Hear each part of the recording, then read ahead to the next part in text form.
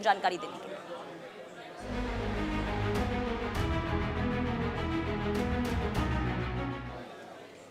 और चलिए आगे बढ़ते हैं। बात एक ऐसी खबर की करेंगे जिसके सामने आने के बाद देखिए सवाल कई उठे। देखिए लोकतंत्र में बहुत एक बेहद खूबसूरत चीज ये है कि अगर आप सरकार के किसी भी चीज के साथ सहमत नहीं है तो आप विरोध जता सकते हैं। अगर आपको सरकार की कोई नीति पसंद नहीं आ रहे हैं तो आप इसके खिलाफ सड़क से लेकर संसद तक आवाज उठा सकते हैं। लेकिन अगर किसी शीर्ष संवैधानिक पद पर बैठा हुआ एक ऐसा व्यक्ति जिसके खिलाफ अमर्यादित भाषा का इस्तेमाल किया जाए तो सवाल ये उठते हैं कि आखिर ऐसा क्यों हो रहा है।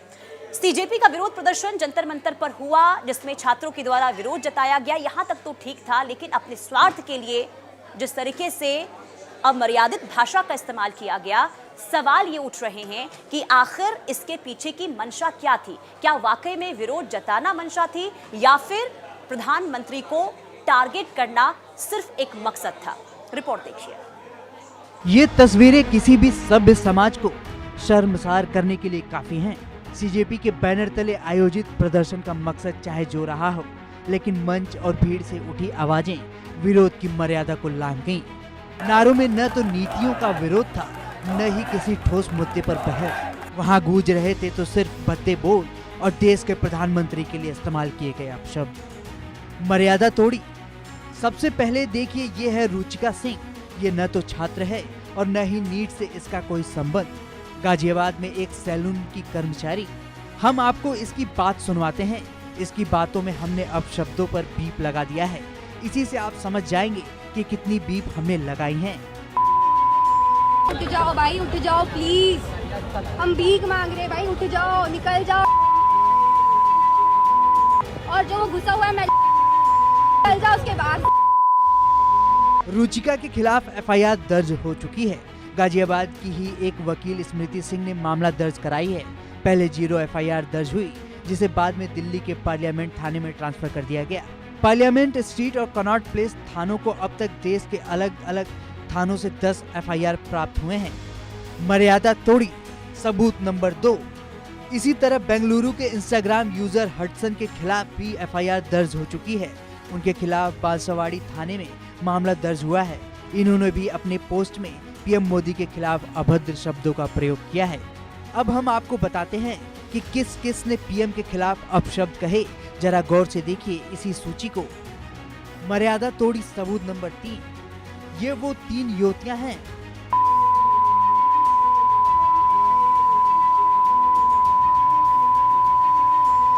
देश को भाई छोड़ दे भाई, हाथ जोड़ रहे हैं, शादी कर ले दोबारा। मर्यादा तोड़ी सबूत नंबर 4। अब जरा इसे सुनिए। ये है डिंपल चौधरी, जिसने पीएम मोदी की मां को निशाना बनाया। मोदी अंध भक्त कह रहा मोदी ही लाएंगे। घर में ज्यादा राशन भर दिया है क्या? उल्टे सीधे कमेंट कर रहा है मुझे।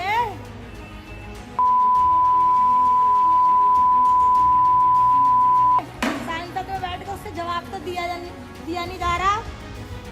सोनिया गांधी उनकी बेटी का जवाब तो दिया नहीं जा रहा। सांसद में बैठ के वो पूछ रही है आपसे जवाब, क्या आपने बच्चों पे गोली क्यों चलवाई, AK-47 क्यों चलवाई, गुंडे मंगवा के बच्चों को क्यों पिटवाया। जवाब मांग रही है सब जनता आपसे। मोदी जी देख क्यों नहीं रहे हो?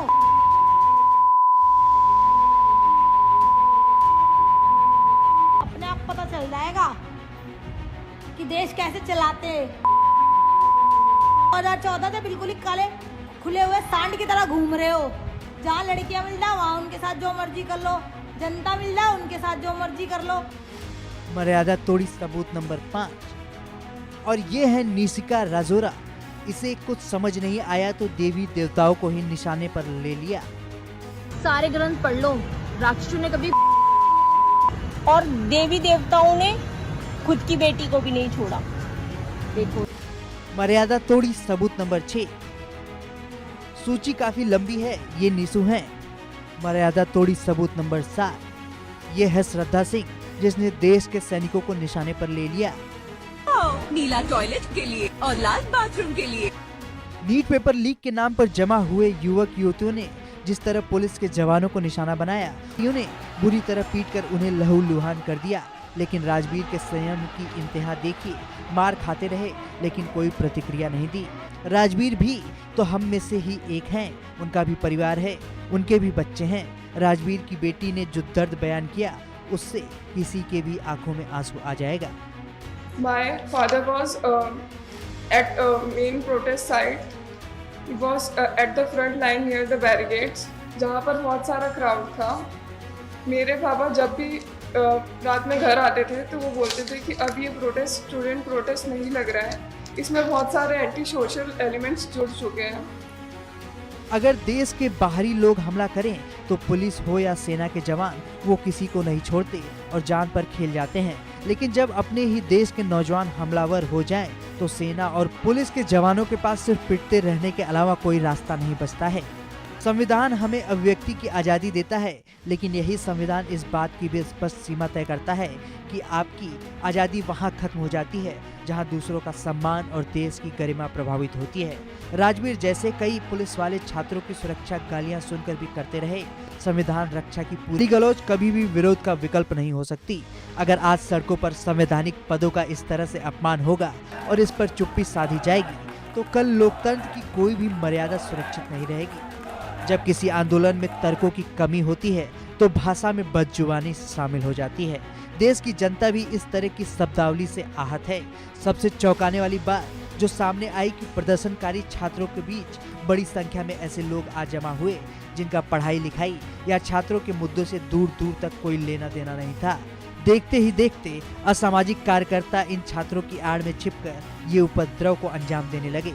वामपंथी गुटों और असामाजिक तत्वों के इस गठजोड़ से सिर्फ भद्दे बोल और देश के प्रधानमंत्री के लिए इस्तेमाल किए गए अपशब्द गूंज रहे थे।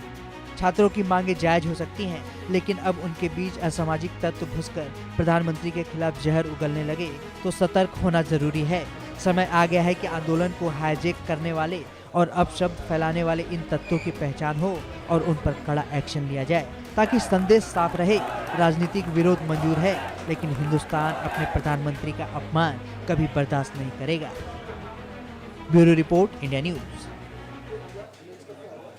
तो रिपोर्ट आपने देखी कैसे लोगों के द्वारा जो प्रोटेस्ट में शामिल हुए थे उनके द्वारा अपशब्दों का इस्तेमाल किया गया। इसलिए कई सवाल उठने लगे हैं कि आखिर छात्रों की आड़ में कौन इस तरीके से माहौल खराब करने की कोशिश कर रहा था। बहरहाल विरोध प्रदर्शन हुआ और इस विरोध प्रदर्शन के बीच में लगातार हमने देखा प्रधानमंत्री नरेंद्र मोदी के द्वारा वीडियो सोशल मीडिया पर पोस्ट किए गए, उन्हें संदेश दिया गया, बताया गया कि सरकार लगातार आपकी मांगों पर कदम आगे बढ़ा रही है और जो आप मांग कर रहे हैं उसमें सुधार भी किया जाएगा।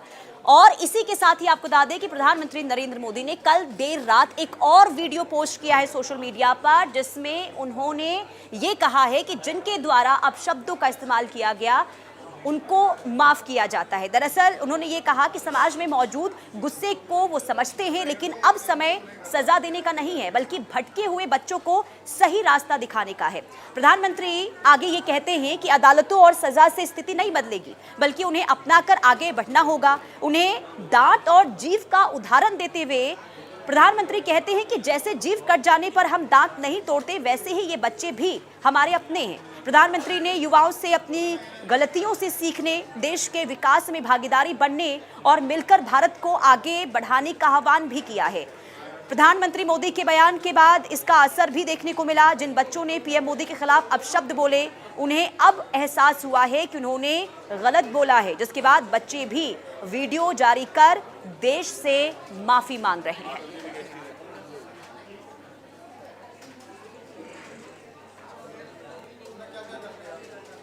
फ्रेंड्स, आज तो मन करता है बस आपसे ही बातें करूं। जंतर मंतर पर जो कुछ भी हुआ देश और दुनिया ने देखा है। कुछ शरारती बच्चों ने भद्दी भद्दी गालियां बोली, किसी भी सभ्य समाज को शोभा न दे ऐसे शब्दों का प्रयोग किया गया। मुझे तो गालियां दी गई, मेरी स्वर्गीय माता को भी गालियां दी गई।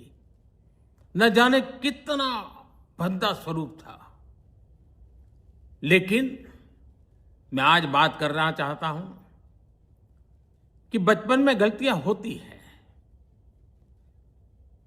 और बचपन में गलतियों से सुधरने का अवसर भी होता है, और यही तो बचपना है। और इसलिए मैं समाज के अंदर जो आक्रोश है उसको भली भांति समझ सकता हूं।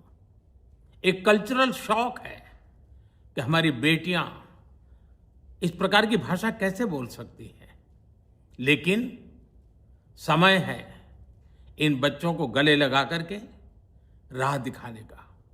एक गुमराह बच्चे हैं, उनको राह दिखाना हमारा काम है।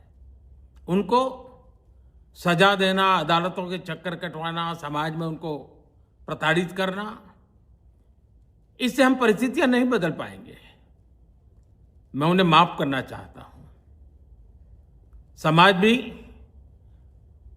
मेरी इस बात को स्वीकार करे, क्योंकि मेरे मन में एक ही भाव है। कभी कभी दांतों तले हमारी जीभ आ जाती है, खून निकल आता है, लेकिन हम दांत तोड़ते नहीं है, क्योंकि दांत भी हमारे हैं, जीभ भी हमारी है, बच्चे भी हमारे हैं। उन्हें राह दिखाना हमारा काम है। गुमराह को राह दिखाना कठिन होता है, लेकिन कठिन काम हमको करना है। और इसलिए आओ, मैं इन बच्चों को कहता हूं, बच्चों आओ, हम देश के लिए साथ मिलकर के आगे बढ़े, कुछ नया सीखें, गलतियों से भी सीखें, अपने सपनों को लेकर के चल पड़े। देश बहुत आगे बढ़ रहा है, आगे बढ़ने वाला है, और आपका भी आगे बढ़ना निश्चित हो, यही मेरा सपना है। मैं आपके लिए जीता हूं, आपके उज्जवल भविष्य के लिए खपता हूं। आओ हम मिलकर और चलिए आगे